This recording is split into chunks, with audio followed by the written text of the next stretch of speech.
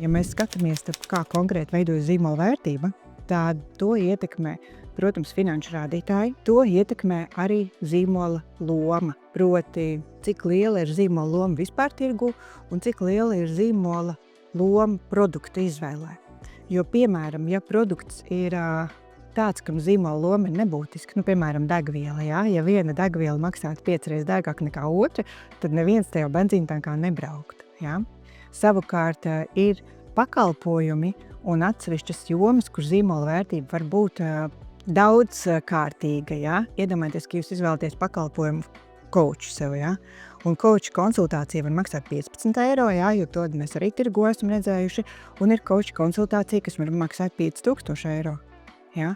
Un šeit, piemēram, šāda tipa precēs pakalpojumos, kur zīmolam ir būtiska loma produktu izvēlē, tad arī šis ir tas viens no rādītājiem, kas ietekmē. Un nākamais ir zīmola stiprums, proti, cik ir spēcīgs zīmols, cik ir spēcīgas preču zīmes, cik viņas ir aizsargātas, vai cik viegli ir radīt kaut ko līdzīgu, lai nebūtu konflikts. Ja?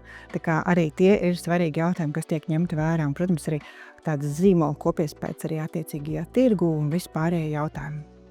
Man ir digitālais žurnāls, kas ir bez maksas pieejams uzņēmējiem, kā palielināt zīmola drošību un vērtību. Šeit ir iekšā tādi 12 praktiski padomi. Kurus zīmola elementus var aizsargāt? Kādā veidā viņus aizsargāt? Kā stratēģiski saprast šīs investīcijas aizsardzībā?